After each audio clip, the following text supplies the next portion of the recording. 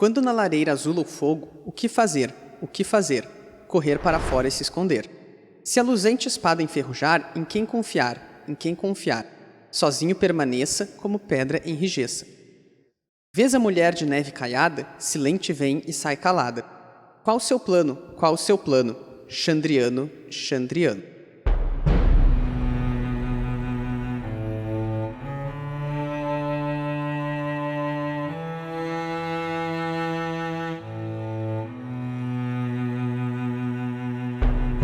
Oi pessoal, vocês estão ouvindo o 28º episódio dos Quatro Cantos, o podcast de releitura da Crônica do Matador do Rei, do Patrick Rothfuss. No episódio de hoje, que se chama Quando Azula o Fogo, a gente vai comentar o capítulo 72 do Nome do Vento. Eu sou o Arthur Maia e estão aqui comigo a Rayane Molinário. Oi gente, tudo bem? E o Eric Alves. E aí pessoal, tudo bem com vocês? E a gente quer lembrar também, antes da gente começar a discutir o capítulo 72, que vocês também podem nos apoiar no Catarse, né? O nosso sistema de financiamento coletivo. A gente está super contente com o resultado, já temos vários apoiadores, e aí vocês podem receber recompensas, né, de acordo com o valor que vocês contribuírem. A contribuição é de valor livre, mas dependendo de quanto for, recebem. Inclusive, estão chegando algumas das nossas recompensas que eu enviei essas semanas aí, um marca-página do Kvof no arquivo, um cartão postal do Kvof com a Dena e um bloquinho com como é que é o nome daquilo? Marco do percurso, no fundo. Então a gente quer agradecer aí as pessoas que já são nossos apoiadores, né? Então, muito obrigado pro Lucas Queiroz, pro Pedro Rodrigues, o Vinícius Silva, Renan Rebeque, Ramon Fernandes, Felipe Vidal, Daphne Mendes, Newton Capistrano, Mariana Ferreira, Bruno Kelton, Tairã de Castro, Alessandra Alves, Tainá Bustamante, Josiane Zambon, César Catizani. Acabou. Então, valeu aí, pessoal, pelo apoio que vocês estão nos dando e também pela parceria, né? No episódio passado a gente teve a Mariana aí com a gente e vai acontecer mais vezes. Então... A participação também, né? Nas conversas que a gente tem no grupo. No Telegram, é verdade. A gente tem que marcar mais jogos, né? Sim. Não quero botar o Gartic de novo, porque agora todo mundo já sabe as palavras. Mas a gente ainda não sabe desenhar, então não faz diferença. Bom, então vamos lá. Para capítulos, a gente só tem um capítulo, que se chama Morzumo. Ele é bem longo e surpreendentemente longo. A gente tava comentando antes que, tipo, a gente leu um monte e pensou, deve estar acabando agora, daí tinha mais umas 10 páginas ainda. Ele nunca acabava. Nossa, eu pronunciei muito diferente de você. Como é que tu fala? Morduzumo. Eu nunca tentei falar em voz alta, é Morzumo, Morzumo, sei lá. Que aí depois faz sentido quando ele explica, né, por que o nome desse jeito. Pra mim só faz sentido se tiver um Y depois. Não, mas então, eu pronuncio Morzumo porque eu tô imaginando a contração das coisas, né? Eu imagino mais interiorando. Então, mas é o que eu tô fazendo, eu acho, não sei. O interior daí é diferente do interior daqui, né? É verdade. Não que a gente seja do interior, né, pra saber, mas... Nenhum de nós, Acho que só o eu Eric aqui. O Eric é. Então, com A é a versão certa. A fala do Eric é a fala canônica, é o lugar de fala. Bom, esse capítulo começa, então, logo após obviamente, logo após o final do outro. Mas é quando o Kvof se encontra com a Dena, lá em Trebon, né? Logo depois do massacre no casamento, que ele saiu correndo pra investigar. E, surpreendentemente, a Dena é a única sobrevivente do casamento. Uau, que surpresa. Eles saem da hospedaria, dessa hospedaria onde a Dena tava lá se recuperando, porque ela tava toda machucada e tal. É interessante como o Kvof comenta que ele acha que a Dena tá indo pro caminho errado, quando ela sai do quarto e ela vira pro lado errado. Ele pensa, tipo, ela tá desorientada, ela tá machucada, né, então... Mas logo ele percebe que, na verdade, ela tava tentando sair sem ser vista, tentando sair pela porta dos fundos, né. Uhum. Mas daí ela não consegue, eles acabam tendo que ir pela porta da frente, e aí o hospedeiro fica tipo, como assim tu vai embora? A gente deu cama, a gente deu médico, a gente deu comida, como é que... Médico, entre aspas. O Kvof diz que claramente, né, não ia ter um médico decente naquela cidade. Ele fala também que eles deixaram uma mulher cuidando ela lá, etc. O Kvof diz aqui que ele desconfia de tudo que o cara falou, o que eu acho legítimo. Mas ao mesmo tempo, nem a gente nem o Kvof sabe, né? E a Dena tava desacordada lá, então vai que o cara tava sendo honesto. O Kvof vai percebendo também a maneira como os habitantes, né, de Trebon, e a Dena até comenta isso, de como eles vão mudando, porque eles abordam ela de uma maneira muito gentil e logo eles vão querendo, porque eles querem saber, né, as histórias, querem saber O que aconteceu, né? o que aconteceu lá e tal. Inclusive, o condestável assediou a Dena, né, e várias outras pessoas chegavam perto dela já pra perguntar como é que tinha sido, o que tinha acontecido no casamento, por que ela tava viva. Tem um comentário sobre, tipo, como se ela fosse culpada, né, de... Quem mandou sobreviver? E sobre isso, eu não sei como é que vocês se sentem a respeito, mas eu acho que na maior parte do livro acaba se fazendo uma oposição entre... E que é uma coisa muito, muito, muito comum, né, em livros, não só de fantasia, mas de tudo, é uma oposição entre o interior, que é mais direto, e a corte, ou a cidade grande, né, que é mais dissimulada. E Concordo. aqui talvez o Kvolf esteja relativizando um pouco isso, porque são pessoas como quaisquer outras que querem, né, descobrir o que aconteceu, então obviamente elas vão dissimular, porque pessoas dissimulam, ou talvez o fato delas dissimularem meio mal seja novamente um reforço dessa coisa de interior, dessa visão estereótipo, né, entre interior e cidade. Uma coisa mais brusca, né? Mas Sim. não tem sutileza. Acho realmente um reforço, porque é bem curto esse período onde eles dissimulam e tentam se aproximar dela. Quando eles veem que ela não sabe nada, eles falam, então por que você tá vivo então? E acaba passando toda essa formalidade e educação inicial de cuidar dela e tal, e acolher ela. Inicialmente veio acolhimento, né? A pena e tudo mais. E aí depois, como ela não tinha... Eu acho até que é uma reação natural. Assim, ela é a única pessoa que sobreviveu numa coisa muito misteriosa, que o pessoal ali já tá com medo, né? Fica com Ela o já pé não atrás. é de lá, né? Ela não é de lá. E ela não consegue explicar o que ela tava fazendo lá, o que aconteceu, o que ela viu. Então, assim... Inicialmente eles cuidaram dela e depois veio aquela... Assim, mas será que ela não tem nada a ver com isso? Tá muito estranha essa história. Então eu acho que é uma reação também natural. E até porque, justamente como tu falou, a Dena não consegue explicar o que ela tá fazendo lá. Então, a desconfiança não é infundada, né? Pra além do... Claro, ninguém tem direito de tratá-la mal, né? Como fazem. Mas que as pessoas desconfiem do fato de... Ela nem dá desculpa, né? Ela é esquiva nesse sentido. Então, é normal que as pessoas olhem torto. Agora, que as pessoas falem coisas ruins, não, quer dizer, é normal, mas não deveria. Enfim. Eles... Bom, a partir dessa... Logo que eles saem da hospedaria, então, eles estão meio confusos, porque um não sabe o que o outro tá fazendo ali, né? E aí eles decidem, então, ir pra fazenda dos Mothin, né? Que é onde teve o casamento e é onde morreu todo mundo e onde a Dena tava. A Dena diz que ela quer voltar lá porque ela quer pegar as coisas dela. E o Kvolf diz que ele quer voltar lá porque ele quer investigar. E a Dena, nesse momento, ela começa a querer entender, né, o que exatamente o Kvolf quer investigar. Eu acho engraçado o jeito que ela detecta a mentira dele, tipo, muito fácil, como se ele fosse uma criança mentindo. É ótimo essa parte, porque ele tá tipo assim, nossa, eu minto super bem, olha aqui como eu inventei essa história aqui agora e tá perfeita. E aí... Faz sentido se ela perguntar, porque tem fundo de verdade e tal. Tenho anos de prática, sabe? Acabou de falar. Isso é o Kvolf sendo um excelente contador de histórias, o Kvolf do presente, né?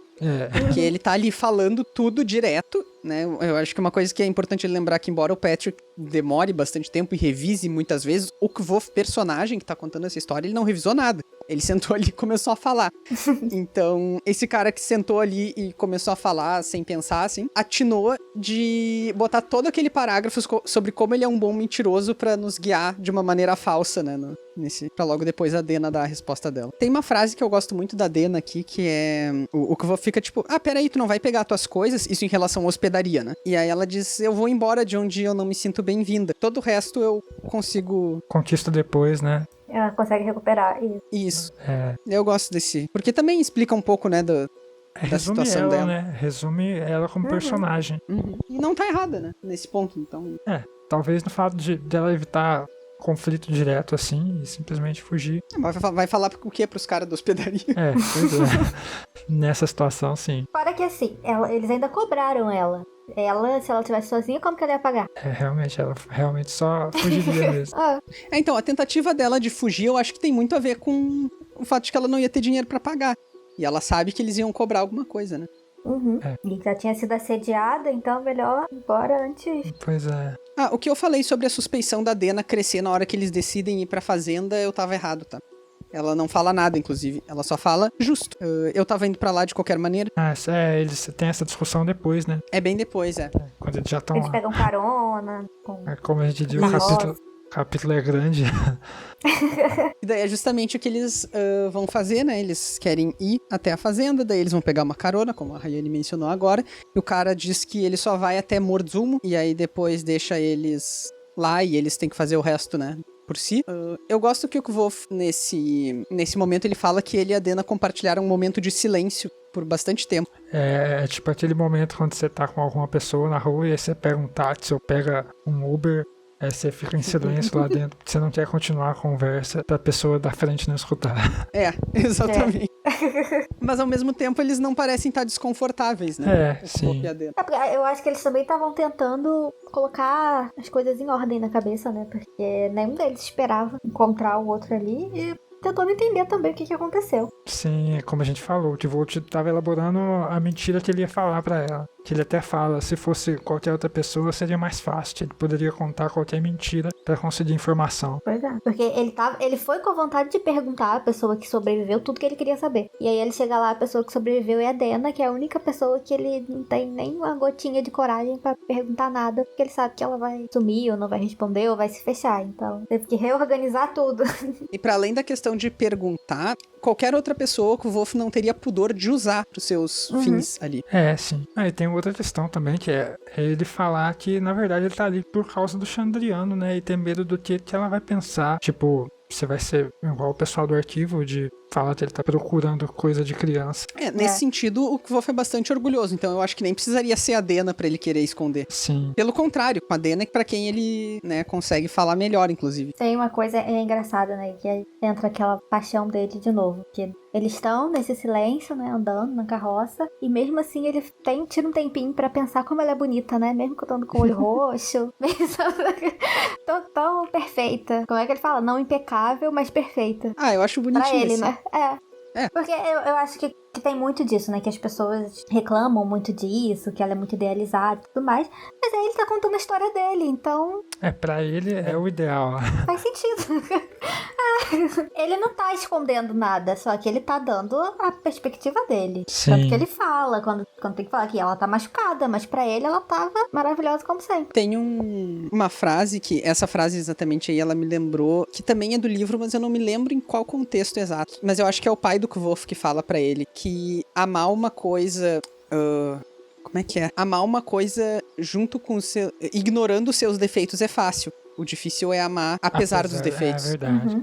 Tinha me esquecido disso. E claro que aqui o Kvolf tá pensando só em estética, né? Que não tem exatamente... Não é exatamente o ponto do porquê ele gosta da Dena sozinho, mas... Ou seja, o olho roxo dela não é um defeito, né? Mas o sentido geral da frase é parecido. Sim. Então, quando eles chegam lá em Morzumo, né?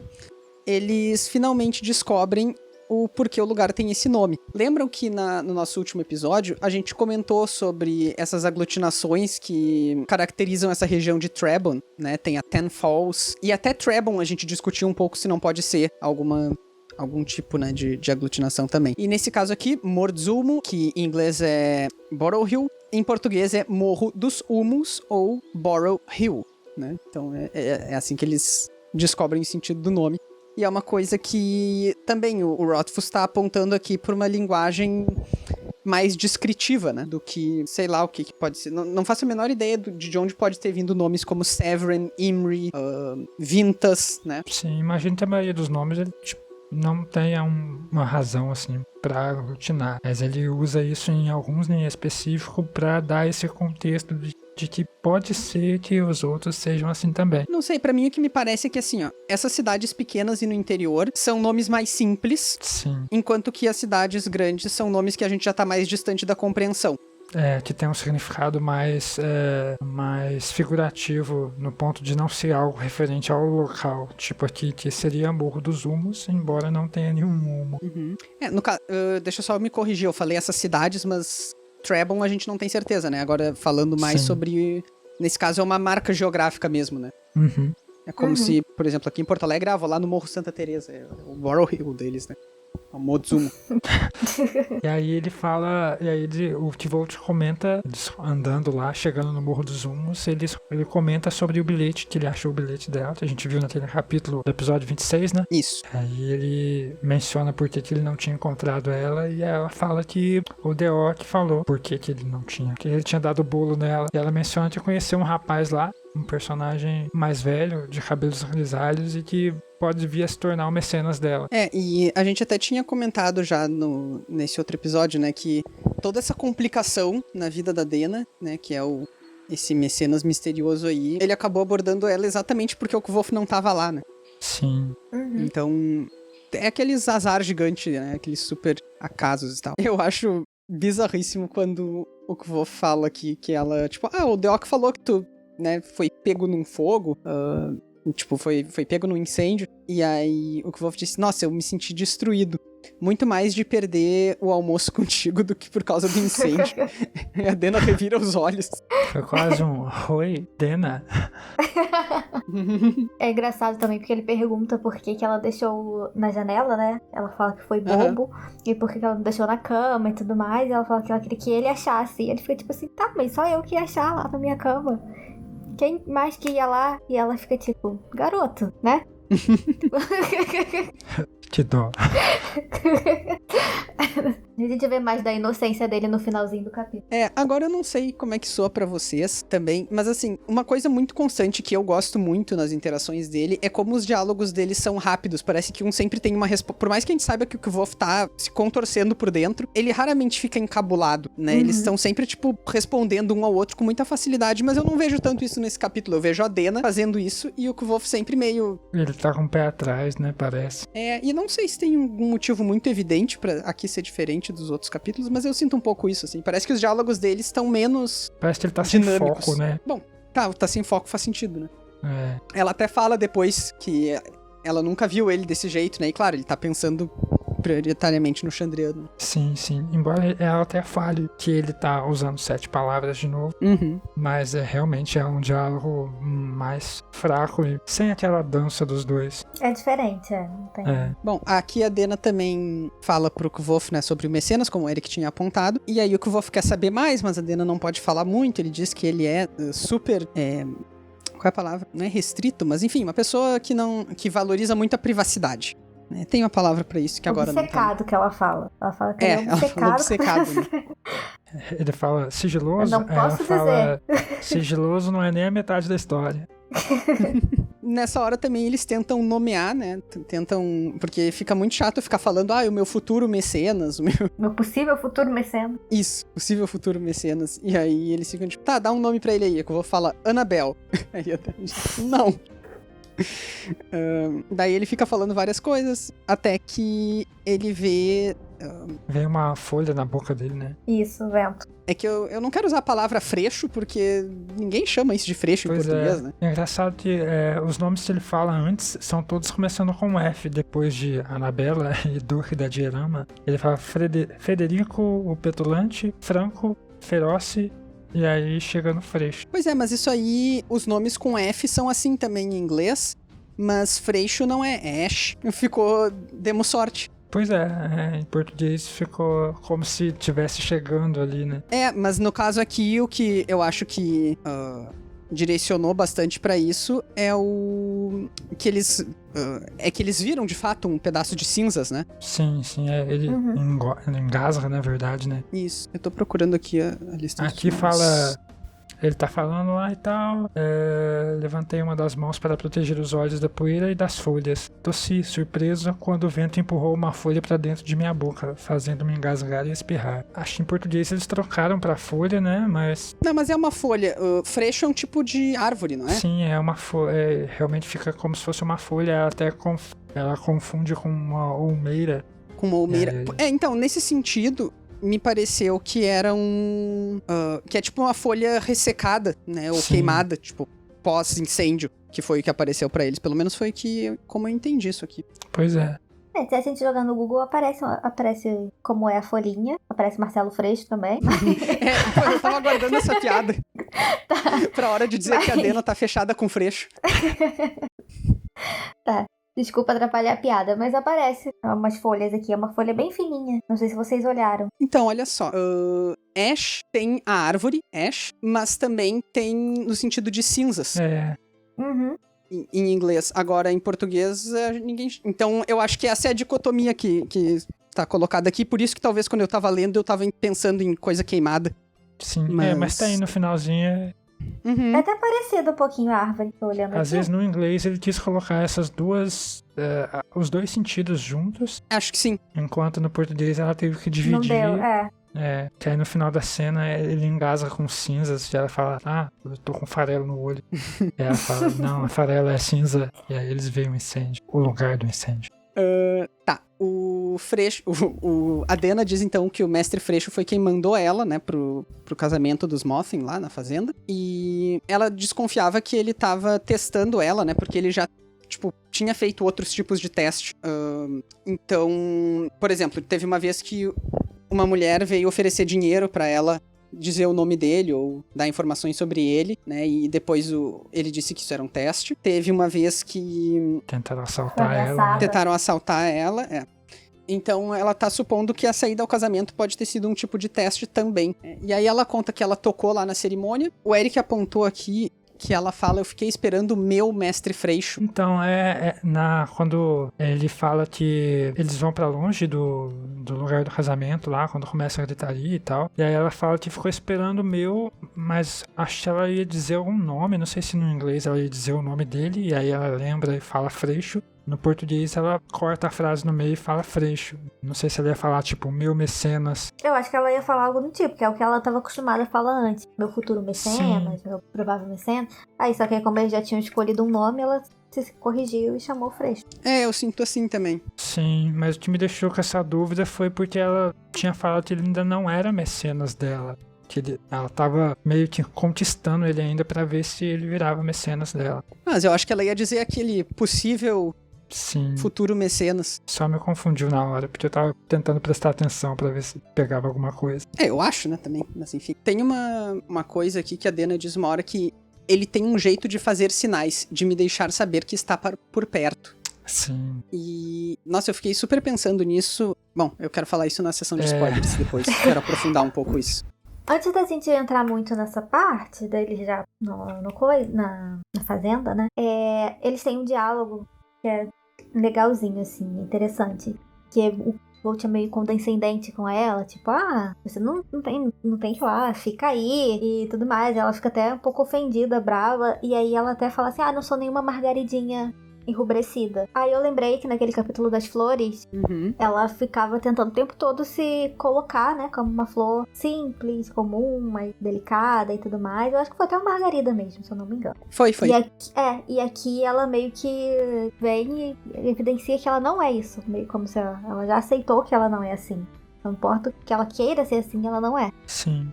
É exatamente nesse diálogo que eles estão falando da mentira que a gente começou a falar no começo do episódio. É nesse momento. Que aí esse diálogo condescendente que a Rayane falou que leva a ele tentar inventar uma mentira de por que ele não quer que ela vá lá e ir sozinho. Daí ele mente, né, que foi a universidade que mandou ele, que algum professor tava querendo punir ele, daí mandou ele pra investigar isso aí, porque a universidade tem que ficar sabendo, né, sobre essas coisas meio conferir místicas. Os boatos, né? E aí ela termina de dar rasteira nele. Agora, eu acho fantástico também, de novo, a relação de empatia deles aqui. Porque a Dena se sente culpada depois de ele ter mentido. Porque ela fala, não era da minha conta, eu sei como é que é ter segredos e eu não queria te pressionar e tal. Né? E claro que o ideal não seria eles ficarem se sentindo culpados com essas coisas, mas eu acho que isso denota que existe um... É recíproco, né? Exatamente. Que é uma preocupação recíproca mesmo. Eles estão meio que falando realmente de igual para igual ali nesse momento, e não como duas pessoas tentando se esconder contra a pessoa que eles estão conversando, que geralmente é o que eles fazem. Sim. Eles têm essa possibilidade, né, de baixar um pouco a guarda nesse contexto aqui. E aí eles lancham ali, ela fala que tá com fome, e ele tira uma maçã assim do nada, da capa dele. Ele fala que é um reflexo de que ele sempre carrega alguma coisa pra comer, porque ele é um velho hábito. Sim, e também Eu acho interessante o quão pouco ele fala pras pessoas da origem Ru dele, né? Ah, sim, eu acho que... Não, da origem Ru ele realmente acho que não fala tanto por ser realmente pensa bem muito, evidente. Ele pensa muito e é evidente pelo cabelo dele. Mas acho engraçado o quanto ele não fala, principalmente pra Dena, do tempo nas ruas dele, por causa desse orgulho que ele tem, né? Até aqui ele menciona isso, né? Sim, Quando quando ele ela fala pergunta da do maçã, miolo da maçã. e de por que ele come a maçã inteira, quase até a semente toda, ele só fala que é um velho hábito e de que na verdade não tem problema comer a semente da maçã, mas ele não fala por que ele faz isso, porque ele só pensa, né, que realmente era só o que ele tinha pra comer durante um tempo. Deixa só eu voltar ali, porque eu acho que não é evidente visualmente, não, que ele é um Edemaru, viu? Sério? Não tem fenótipo, até onde eu saiba. O cabelo vermelho. O cabelo Mas vermelho é o fenótipo de Il. Tanto que ele era o único na trupe. É verdade. Eu Os acho pais são morenos. Sim, verdade. Que acaba... Eu associei demais essa imagem de ruivo. Ivo. Nem pela palavra, mas só é igual a capa verde dele. Aquele cara... Como é o nome daquele cara? O Viari? Viari também, não é ruivo. Não, peraí. O Viari é ruivo, não é? Não. Não? Ou é? Ah, tá. Não, quem é ruivo é o... Tem outro que é ruivo, mas não é ele. É o... Ai, meu Deus. Sim, mas realmente foi uma mistura de estereótipo que eu criei ele. É igual quando você pensa nele no começo, você já pensa nele com a capa verde, mas vai considerar a capa verde depois. Quando eu penso em Edemaru, eu só penso em gente ruiva. Não, o Viari não é ruivo, não. Agora, eu realmente queria saber quem é que é ruivo.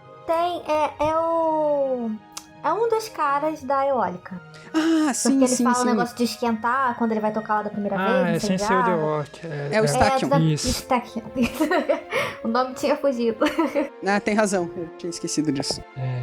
Mas enfim, Edemaru não necessariamente é ruivo. Mas novamente me chama a atenção o como ele evita falar disso também, né? Sim.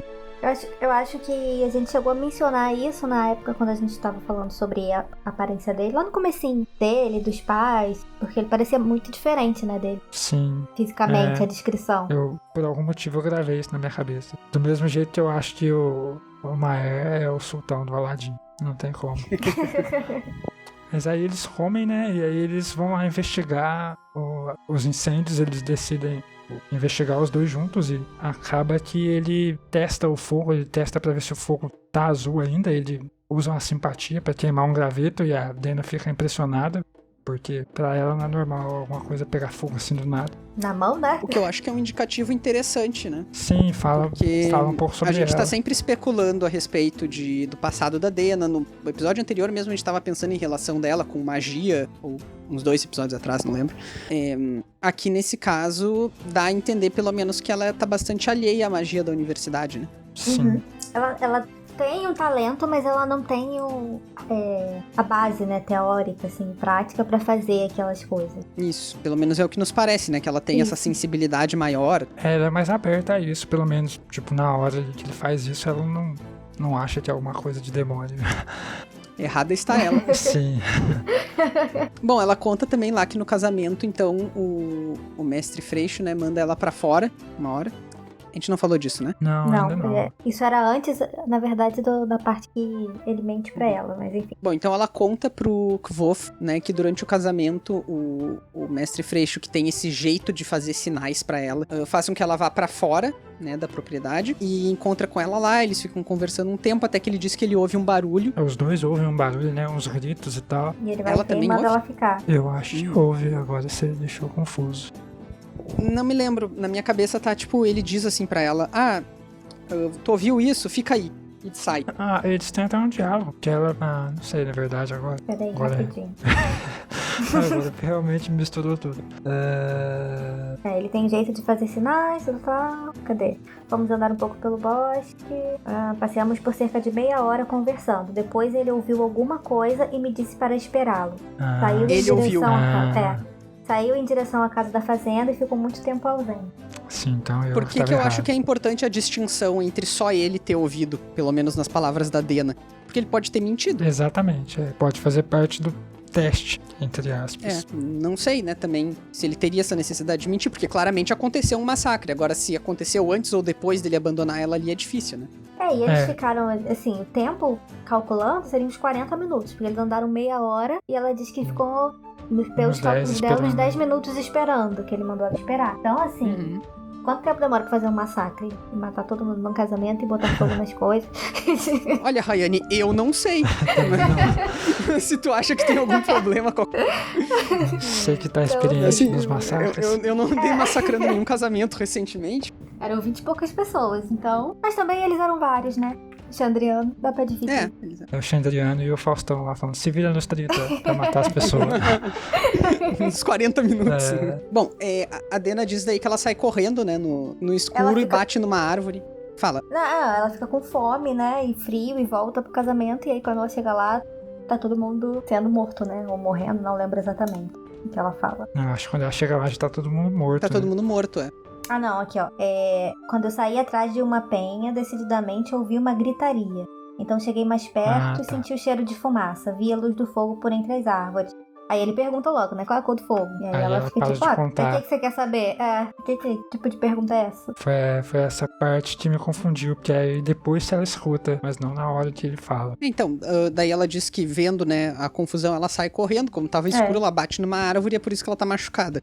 Então, ele tava tendo massacre ainda, então, na hora que ela chegou. Sim, mas ela não vê, né? Ela só escuta. Ela só escuta e vê o fogo. E aí, como qualquer pessoa normal, sai correndo, que é a coisa correta a se fazer. Eu achei que, como qualquer pessoa normal, ela ia calcular o tempo do massacre. Sim. Faltam 10 minutos. Se fosse com o outro, ele calcularia. Verdade. Ainda diria que faria em menos tempo.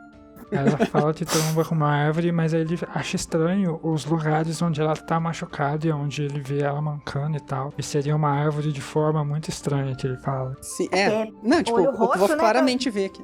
olho roxo mancando com a perna, dor do lado. Ele acha que ela tá com a costela quebrada, então assim, que árvore é essa? Salgueiro lutador do Harry Potter. E aqui, isso já levanta várias suspeitas, né, do o que exatamente, porque a Dena não tá falando, muito provavelmente, a partir da leitura do Kvolf, até, que a gente sabe até aqui, ela não tá falando a verdade inteiramente sobre o que aconteceu ali. Agora, quem é que, né, como ela pode ter se machucado? Seria o Xandriano? Seria o Mestre Freixo, né? Seria enfim, qualquer outra pessoa. Então, isso já alerta as nossas suspeitas, né, de qual é de por que a Dena tá mentindo, uma vez que o Kvolf tava todo receoso de mentir pra ela, que ela tá mentindo pra ele, né? Talvez. Sim. E aí ele até fala a mesma frase que ela. Tipo, se ela tivesse trombado, seria numa árvore muito estranha, mas eu não questionei ela porque, como eu poderia, eu também sabia o que era ter segredos, que ele fala. E ele entende, né? Porque, assim, não entende exatamente, mas ele lembra da conversa que ele teve com o Deoc sobre ela, sobre as dificuldades, né, de encontrar um mecenas, porque quando ela fala dos testes de confiança, ele meio que fica tipo, mas por que você vai aceitar fazer uma coisa dessa, né? Você não sabe nem quem a pessoa é, se a pessoa é perigosa e tal. Mas depois ele também pensa que, assim, se ele estivesse na situação dela, ou se fosse ele mesmo, alguém oferecendo isso pra ele, né, segurança, investimento e tudo mais, ele faria também. Então aqui, quando chega nessa parte, ele nem questiona tanto. Ele sabe que tem alguma coisa, mas ele prefere não ir a fundo também. É que é aquele tipo de coisa que... Como é que tu vai falar pra uma pessoa, né, que uma coisa que resolve parte dos problemas que ela tem há muito tempo faz mal pra ela, né? É o tipo de coisa que tu só consegue julgar de fora.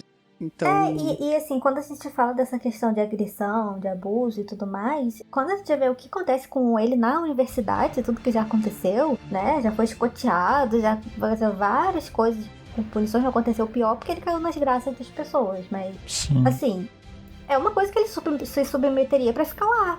Então, também tem essa relação de eu preciso disso, então eu vou aceitar. Sim. E entra muito aquela fala do Deoc que eles têm no diálogo quando eles estão conversando sobre ela, que mesmo assim ainda é diferente pra ela só por ser mulher.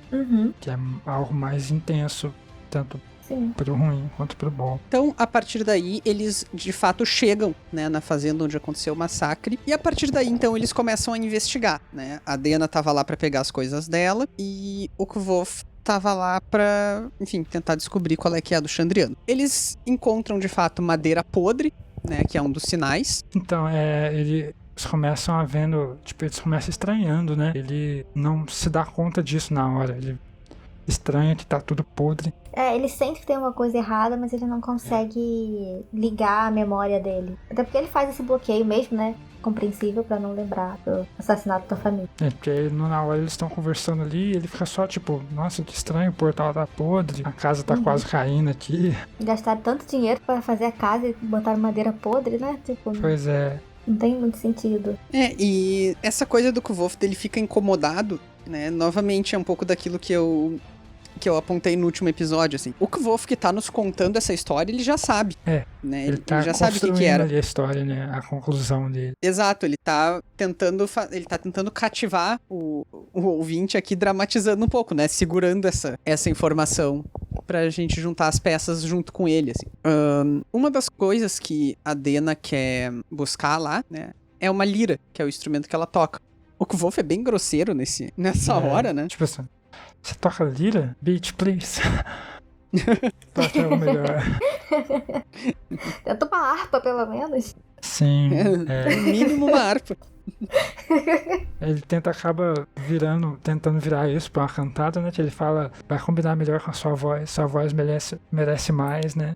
Eu gosto muito como o Kvolf, ele é passional em coisas que tem a ver com música, porque muitas vezes ele esquece muitas convenções e dá umas patadas, tipo, quando tem a ver com poema, Sim. né, que ele odeia poesia, e esse aqui é um caso também. Ele acha que uma lira é um instrumento inferior, e aí, tipo, não importa nem se é a Dena que está ali, ele é grosseiro, né? Ele só dá uma contornada depois pra parecer algo menos agressivo. E aí ela fala que, na verdade, foi o mestre Freixo que escolheu o instrumento dela pra ela começar a tocar no casamento. Sim, é verdade. E... Ela fala que da próxima vez ela vai pedir uma harpa, impressionar ele pra ganhar uma harpa, se tiver vivo. eu tenho... É engraçado, porque aqui ela fala se estiver vivo, mas depois no mesmo capítulo ela diz, tipo, não, ele não é o tipo de cara que ia morrer, assim. Então ela parece ter dúvidas, mas ao mesmo tempo... Ela tá procurando ali porque ela tem que fazer. Que se for um teste, ela tem que completar o teste. Acho que pra saber também, né? Tipo, pelo menos eu procurei. Sim. Ela fala também que as pessoas, né, a maioria delas foi morta por facas e espadas. Sim. É o que... Foi mais ou menos assim que a maioria da trupe do Kvolf morreu também, não foi? Foi. Foi, tipo, meio esquartejado, assim. Com cortes, né? Eu acho que tinha outras coisas ali na hora, mas... teve gente que morreu queimada, se eu não me engano, também. Mas... Ou asfixiada, né, com incêndio, mas eu acho. Mas ficou realmente claro que foi um massacre mesmo. E agora aqui nesse caso, é interessante porque a gente vai notando mais métodos do Chandriano e cada vez... O Kvolf até fala, né, que ele achava por algum tempo que podia ter sido tudo coisa da cabeça dele, que ele tava duvidando e tal, mas que isso aqui reafirmou, né? Sim, que realmente aconteceu aquilo, né? O que também é engraçado, porque a gente não vê ele fazendo isso e a gente tá acompanhando exatamente esse último ano da vida dele com mais detalhe, né? Sim. A gente não vê ele questionar, né? Mas ele também não fica toda hora lembrando que essa é a missão dele, como qualquer outro livro de fantasia. Eu preciso vingar meus pais. Sim. Ele só continua vivendo a vida dele. Eu nem acho que a gente deveria estar... sei lá, que isso é necessariamente mentira, mas é engraçado que com ele nos contando tantos eventos e como ele se sentia a respeito de tanta coisa, ele não tenha mais, né? falado disso, que deve ter sido uma crise grande, né? De certezas. Sim, mas o fato dele ter bloqueado isso na cabeça dele, igual ele faz com as histórias dos Harp, por exemplo, pode ter uma relação com isso, igual a Shahrain falou, de ele só atinar pra isso e trazer isso à tona quando ele escuta sobre o massacre. E ele, ao mesmo tempo que ele é crédulo, ele também é cético. Então ele fica tentando achar uma... Ao mesmo tempo que ele sabe o que ele viu, o que aconteceu, ele fica tipo, mas vamos tentar achar uma explicação lógica pra isso. Igual ele faz com tudo. Sim. Então... E também pensando, tipo, primeiro eu vou cuidar de como eu vou sobreviver, né? Depois eu penso nisso. Pagar meus boletos aqui primeiro. Tá cheio, coitado. Ele e a Dena percebem a bomba d'água que tá enferrujada, né? Sim. É um sinal bastante claro. E aí ela fala que era... Essa ela sabia que era nova porque o pai da noiva tava se gabando que era novinha, que ele tinha acabado de comprar e tudo mais. Aí que ele atina pelo que ele tava esquecendo, que ele lembra da roda da carroça da trupe dele, que quando ele encosta lá, ela esfarela, enferrujada. A madeira podre, aí ele começa a lembrar. Sim, aí a Dena fala que isso é coisa tipo, uma coisa de demônio. E aí que ele cria aquela coragem pra falar que é o Chandriano. Ele fala a cantiga, que o Arthur leu no começo do episódio, e ela completa a última estrofe. Então, tem uma coisa que eu acho engraçadíssima aqui, que é justamente um pouco antes do quando o Kvolf começa a ser um pouco mais honesto, né, e perguntar o que ela acha que aconteceu e tal. E ela diz que,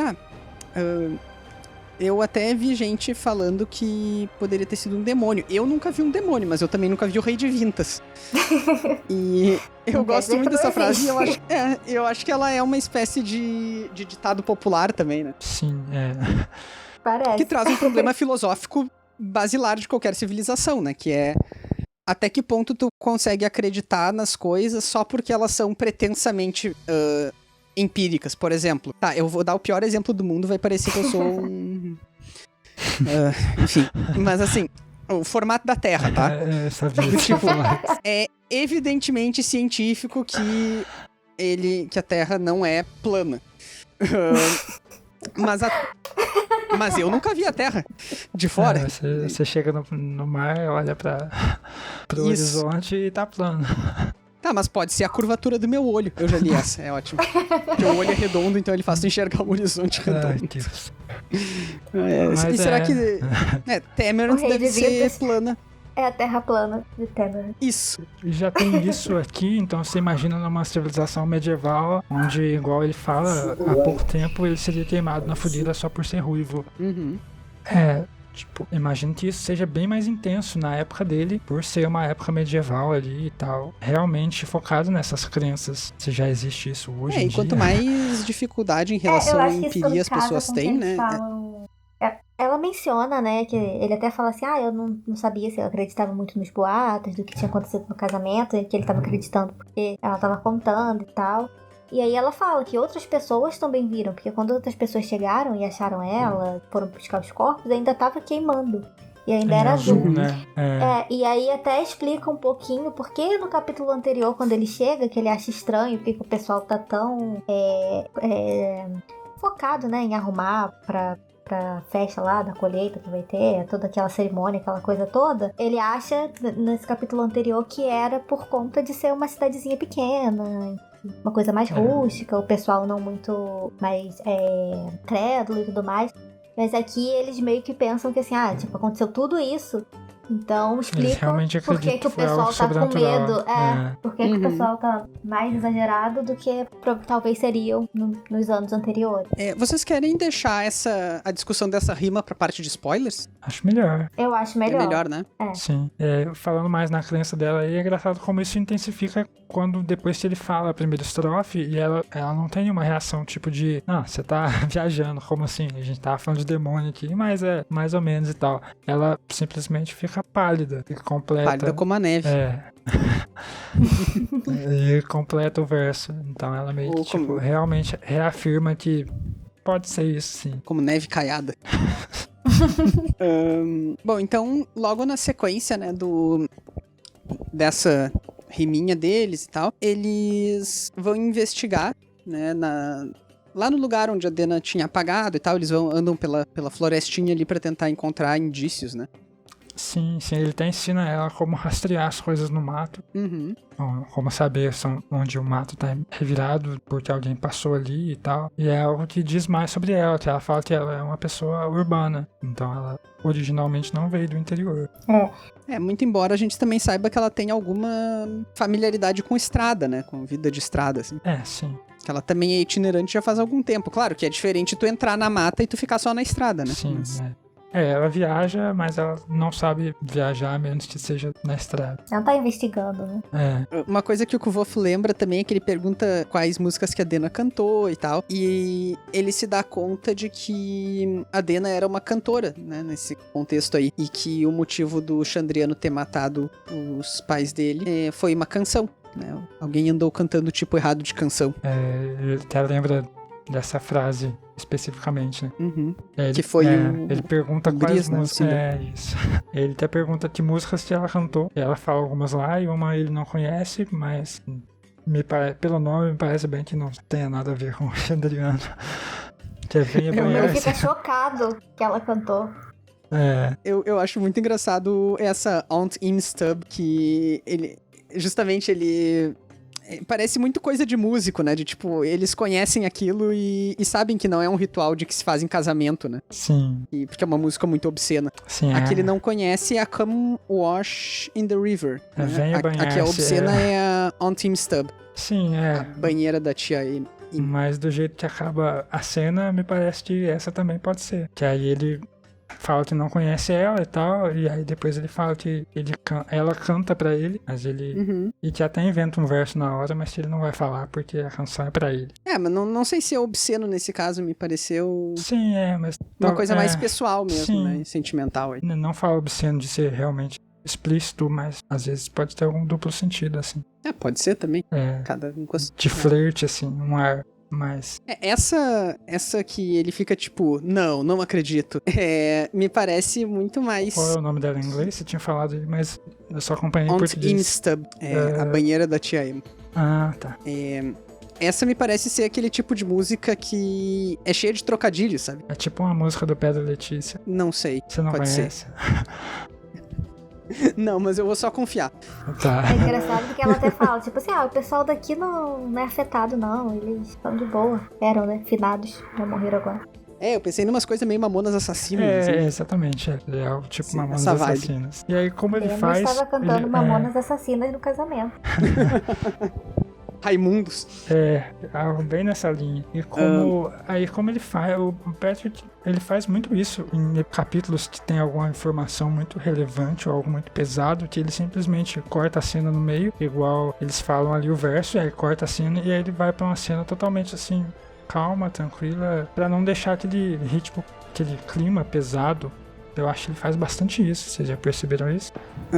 Eu tô procurando exatamente qual é essa transição que tu tá comentando. Então, acaba a cena com eles recitando um versinho ali, e aí depois é essa cena da que ele cantou e eles no rio. Isso é uma coisa que eu sempre me pergunto, porque isso é um recurso mais ou menos comum, né? Ou esse tipo de corte de cena, ou então de entrada de personagem num momento dramático. Deixar aquele gancho.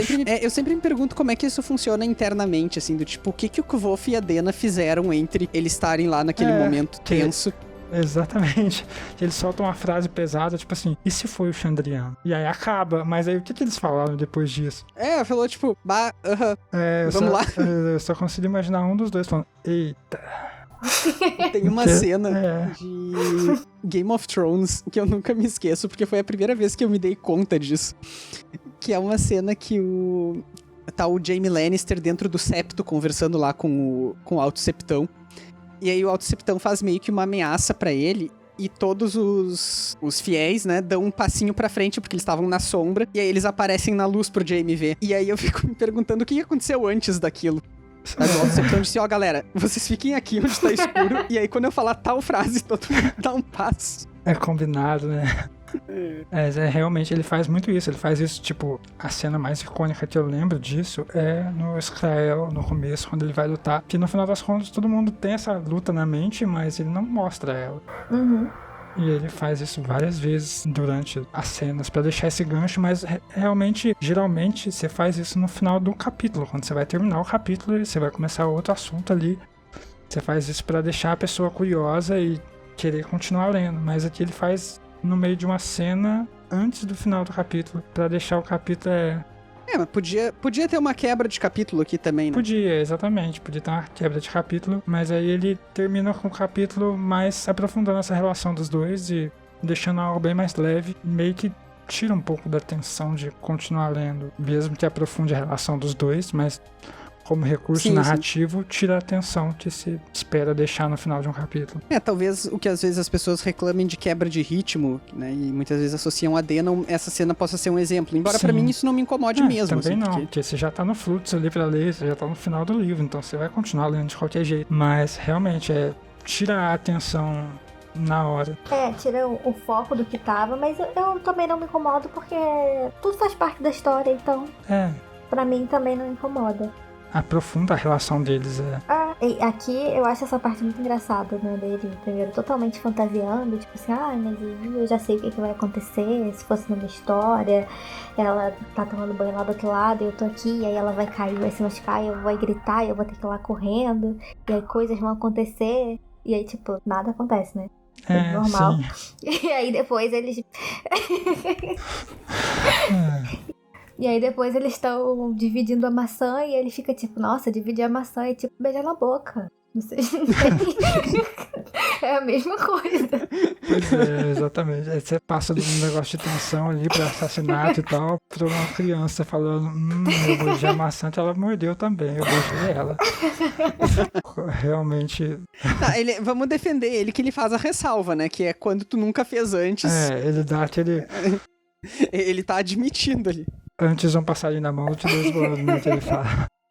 Bom, e aí eles ficam lá, né? A Dena canta pra ele nessa hora, eles estão felizes. E aí esse capítulo acaba de uma maneira um pouco otimista, digamos, né? Sim, E pessoal também, né? É um capítulo que encerra muito pessoal pra ele, porque, como igual o Eric falou, ele não fala qual era a canção, a gente não sabe como é essa canção, porque, como ele diz, ela cantou pra ele, então a gente não tem que saber o que era. É dele. Acabou. Uma coisa interessante é que eles acabaram de tomar banho no rio, e que o vô faz toda essa associação de histórias românticas com o rio, né, que tem em Temerant, e o nome da música que ela canta é Venha Banhar-se no Rio. Sim, eles não tomam banho, né, isso é a imaginação dele, mas no final ele só lava o rosto ali e os dois continuam fedendo. Sim, perdão. Ela enfia a cabeça na água e ele se molha um pouquinho. É que o wash... Eu acho que pode ter os dois sentidos, mas você tem razão, ele descreve bem o movimento dela. Sim, no português ficou realmente venha banhar-se, não venha passar água no rosto. Então tá, vocês têm mais alguma coisa sobre sem spoilers aqui nesse capítulo? Creio que não. Acho que não. Isso aqui é negócio enorme, né? Um capítulo a gente já tá 1h10 falando. Sim, e a gente misturou tudo aí, igual eu tava falando com a Rayane. As ordens das cenas, a gente misturou tudo.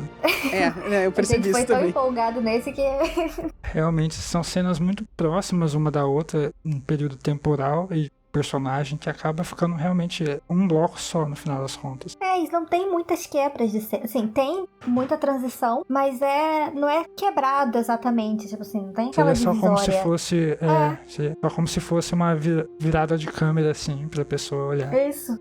Um parágrafo pro outro já muda totalmente o foco da conversa. E eles conversam muita coisa aqui. Tem muita coisa importante nesse capítulo. Então, a partir de agora... Se vocês não querem saber o que acontece no restinho do Nome do Vento, no Temor do Sábio, na Música do Silêncio, na Árvore Reluzente, no How Old Holy Came to Be, ou em qualquer outra declaração do Patrick, sei lá, trecho vazado, esses tempos estavam falando que vazou umas páginas, né, das Portas de Pedra, que obviamente era mentira, era uma pegadinha.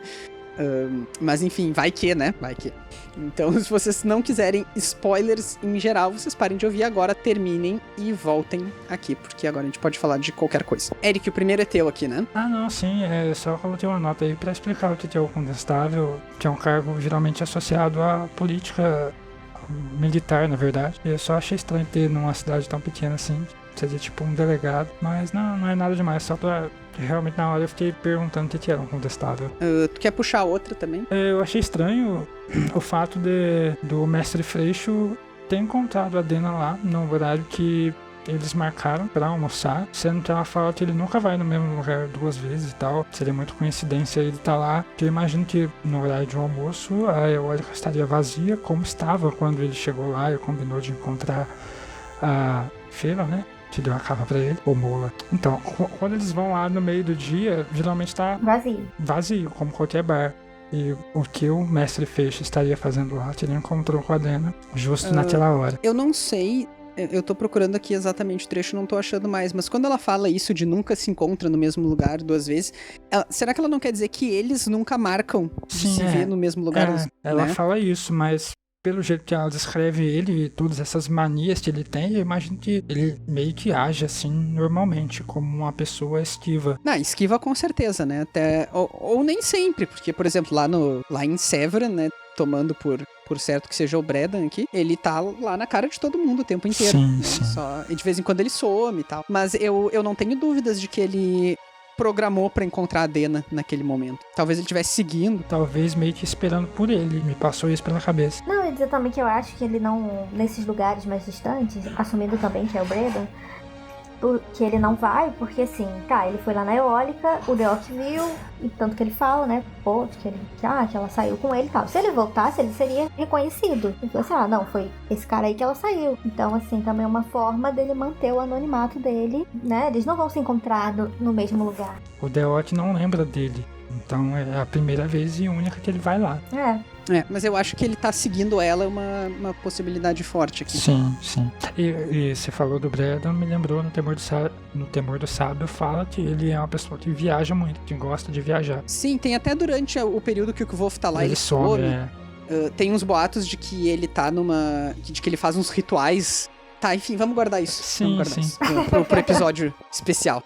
Mas algo das teorias que a gente vai falar pra ele nos próximos episódios, que aparece aqui, que eu não tinha visto, mas que parece que acontece no inglês. Quando eles estão falando os nomes deles, quando o Kvolt está chutando nomes pra dar pra eles, eu até falei que ele fala muito nome com F, no inglês, uma dessas teorias dele, esses nomes, as sílabas dele formam Feruli, que seria o nome do Chris. Sim, formam mesmo. Sim, só pra deixar aqui, em português não tem, não forma Ferula. É Ferula, né, que traduziram. Mas não forma. Que daí, isso é uma pista muito, muito pontual, né? E sei lá, eu tenho sentimentos muito conflituosos sobre... Sim, é meio forçado, porque se fosse só, tipo, numa palavra ou... Eu não acho forçado, não, porque forma mesmo, tipo... tá ali. Agora, eu tenho sentimentos muito, muito estranhos sobre associação Freixo, Bredon, Gris. Assim. Entendi. Enfim, a gente chega lá outra hora. Não quero falar disso agora. Só pontuei aqui porque aparece realmente aqui nesse episódio. Pra gente lembrar de trazer de volta no próximo. Não, sim. Não, isso aqui Tem uns outros jogos de palavra com o Bredon também depois, no Temor do Sábio. Enfim. Essa coisa que a Dena fala uma hora que ele tem jeito de fazer sinais, né? Sim, já é outra pista aí. Que tipo de sinal? É um sinal tipo assoviar o passarinho, igual o passarinho? Ou é realmente deixar um fogo azul? Eu lembrei da massa. Dina em Brooklyn Nine-Nine, berrando que nem um passarinho. Exatamente.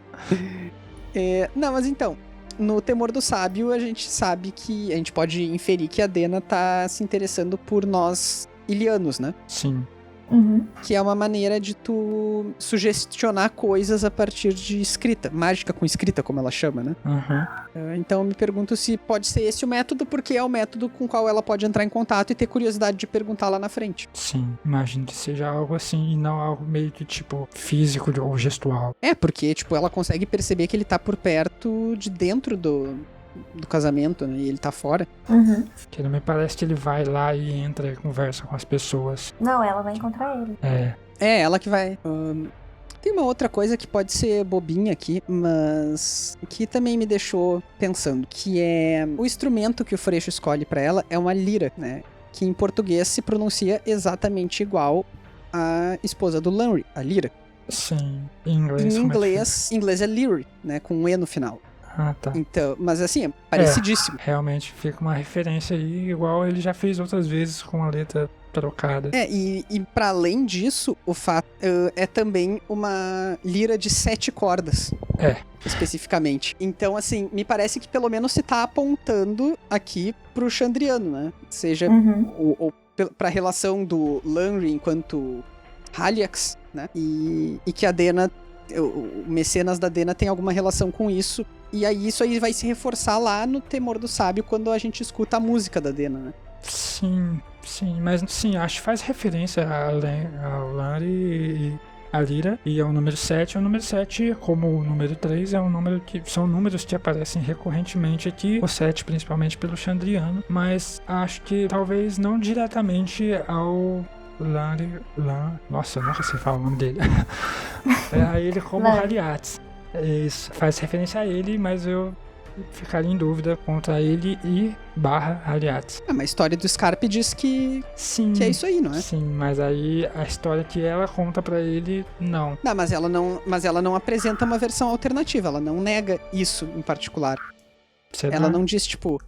o Lanry não era... O Lanry não virou o Chandriano, quem virou o Chandriano, sei lá, foi o Celitos, entendeu? Entendi. O que eu acho é que a música da Dena e o que o mecenas dela faz é apresentar uma versão diferente da história na qual o Lanry é o herói, Sim. né? E o Selitos é o vilão, whatever. Sim. Mas isso não quer dizer que ele não tenha se tornado Chandriano depois. A Dena aqui com certeza não sabe de nada disso. Né? Eu tô pensando lá na frente. O Mecenas dela faz essa referência. Estamos supondo aqui que ele esteja realmente fazendo essa referência. Mas se pelo bem ou pelo mal, eu não sei. Assim, eu acho que pelo bem ele não deve fazer muitas coisas, mas... Exatamente.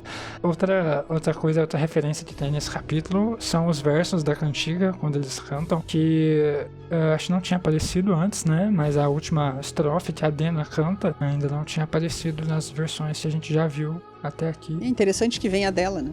Sim, que é a versão talvez que se cante na região onde ela foi criada e onde ela cresceu, que tem essas variações regionais. E a primeira e a segunda estrofe a gente já viu que é o sinal do fogo azul e da ferrugem, mas aí ela canta: vês a mulher de neve caiada, silente vem e sai calada. Qual é o seu plano? Qual é o seu plano? Chandriano, Chandriano. E como a gente estava conversando antes de começar o episódio, ficou dúbio a referência que faz aqui com a versão em inglês, porque aqui parece ser uma pessoa só, a mulher de neve caiada, que é silenciosa, que é sorrateira e entra e sai sem ninguém ficar sabendo. Mas na versão em inglês parece ser duas pessoas pelas menções que a gente tem de quem são Chandriano lá no Temor do Sábio. Mas Eric, a música em inglês ela também dá a entender que é uma pessoa só. Eu usei a referência errada. A música fala que é uma pessoa só, mas a referência das pessoas que são Chandriano no Temor do Sábio, pra gente pensar que são duas pessoas.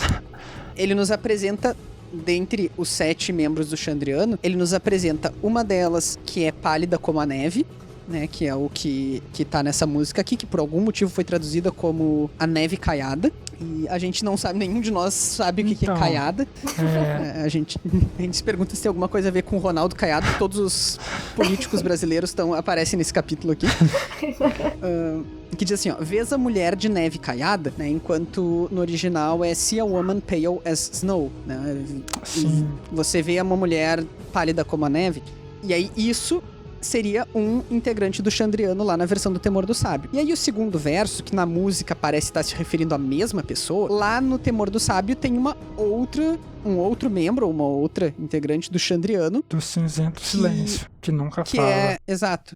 Que é caracterizado pelo silêncio. Exatamente. E foi o que, agora olhando aqui de novo, quando a gente estava conversando com isso antes de começar o episódio, a gente estava supondo que, ou pelo menos eu estava supondo que seria 2 mulheres, mas o Dalcente do cinzento silêncio pode ser um homem também, então já não entraria nessa teoria, mas abriria talvez de ser o mecenas dela, por ser o cinzento ali e relacionar tanto a ele ao nome Ash, de cinza, e ao cabelo dele também. Mas de qualquer forma são 2 mulheres. Assim, a gente sabe que tem mais de uma mulher no Chandriano. Tá, tem, mas ali naquela lista de nomes tem a gente não tem como saber, E tem, deixa eu ver, não tem, claro, assim, não tem outra que seja mulher, tipo, né? Onde o artigo deixa no feminino. No português ficou no feminino porque, né, foi o verso, né? Vem caiada, silente vem, sai calada. É verdade, mas no inglês também não realmente ficaria. Não tem como. Não dá pra gente saber. Qual é essa? É a do... Ah tá, tu diz na musiquinha? Isso. É que na musiquinha pra mim não tem como dissociar esse verso do verso anterior. De cima, né? Mas assim, uma coisa que eu ia dizer que a gente tá falando aqui sobre ter mais de uma mulher no Chandriano, né? Lá no capítulo 16, quando os pais do Kvof morrem, o Kvof fala em homens e mulheres, né? Quando ele tá vendo o Chandriano de longe. Salvo engano, no vaso da Nina tem uma mulher só, não tem? Vamos procurar aqui. Nina Mushar. Gente, tem muita Nina. É menina, então aparece um tanto. Aqui, Nina. Nossa, como é que fala tanto o nome dela? É que deve ter entre as palavras tem as sílabas. Sim, feminina, qualquer coisa assim. Mas eu achei que no capítulo 82, trecho 1. Você se lembra de alguma coisa das imagens? Aí a Nina fala: havia um que não tinha rosto, só um capuz sem nada dentro. Aos pés dele ficava um espelho e uma porção de luas em cima. Tinha uma mulher que não usava um pedaço da roupa. Só viu o vaso por um minuto. Não, então, ela só fala dessa descrição. Tinha uma mulher e o Haliates. Ela só descreve 2, né? Ela fala que não viu direito o vaso pra poder... tem isso também, né? Então... E outra, o Kvof também não deve ter visto direito de longe. Então, pode ser tanto uma coisa quanto outra, né? Sim. Às vezes alguém com uma feição mais andrógena ali, que possa tanto ser homem quanto mulher. O caso do Gris, por exemplo. Sim. E eu tenho mais uma coisinha, pelo menos anotada, que é essa associação que o Kvo faz de romance com o rio, né, histórias de amor que começam num rio e tal. O momento lá no finalzinho do Temor do Sábio, onde a relação dele com a Dena Azeda é do lado de um rio também. Verdade. Então, no caso, Das pedras, aqui né? é uma inversão da história, né? Sim. Acabou com as expectativas do menino. Eu não tô contando pra ele, ele sabe melhor que eu. Mais alguma coisa pros spoilers aqui, gente? Não, acho que Acho que não. tem só esses pequenos caminhos que a gente pode seguir pra teoria se a gente vai começar a comentar no futuro. Isso. Eu sei que a gente faz vários episódios que tá prometendo o nosso especial sobre o Mestre Freixo, né? Mas a gente já sabe em qual capítulo que a gente quer parar pra discutir tudo isso, e ele é bem breve ainda nesse arco de Trebon aqui. Só tem uma coisa mais importante antes desse capítulo, que são os porcos. Ah, é verdade, nossa. Oi. Vamos avisar o Bruno já. É, A gente faz o TCC dele pra ele poder. falar sobre porcos. Então tá, pessoal, muito obrigado vocês que nos ouviram até aqui. Eu sei que hoje a gente tava empolgadíssimo. Disperso, né? Misturamos todas as Dispersa a palavra. Fora de ordem. Também. Mas obrigado por aguentarem, então. E obrigado aí também por todo o apoio de vocês. Lembrem que agora a gente tem um grupo no Facebook também, que a gente tá começando a, né, movimentar um pouquinho. A gente tá também discutindo um pouquinho de pautas para futuros episódios por lá e tal. Sim, e Então- lembrar que o grupo é aberto, então qualquer um pode participar e não só os apoiadores. Isso, o grupo não é aberto. O grupo é privado. É, Pra tu. o grupo Não é, pode entrar qualquer um, não. o grupo é aberto para toda a comunidade que se interessa pelo livro e que não Isso precisa aí. necessariamente ser apoiador. Isso aí. Então, se vocês estão gostando do podcast, querem um ambiente para falar um pouquinho sobre a Crônica do Matador do Rei, pode entrar lá no nosso grupo. E vocês podem nos procurar para comentários, elogios, críticas, perguntas, o que vocês quiserem também pelas nossas redes sociais. E aí a Rayane vai passar para vocês agora. Então, vocês podem estar entrando em contato com a gente lá pelo Facebook, né? Que a gente falou, que já a página é Os Quatro Cantos e o grupo também. No Twitter, que é @os4cantos. No Instagram, que é podcast 4 em numeral também cantos. Então, Twitter e Instagram, 4 em numeral. Nos outros é tudo por extenso. Ou vocês podem estar mandando um e-mail pra gente, que é podcastosquatrocantos@gmail.com, tudo por extenso também. E vocês podem estar ouvindo a gente nos aplicativos que vocês preferirem, que for melhor pra vocês. A gente tá no Spotify, SoundCloud, a gente tá no Podcast Addict, no YouTube também, que também é Os Quatro Cantos, só que lá no YouTube demora um pouquinho mais pra subir, mas os episódios vão pra lá também. E é isso, vocês podem comentar, mandar dicas, suas teorias, se a gente falou alguma coisa que vocês acharam que faz zero sentido, ou se é alguma coisa que vocês acham totalmente diferente, ou uma coisa que vocês concordam. Que vocês quiserem conversar com a gente está aberto.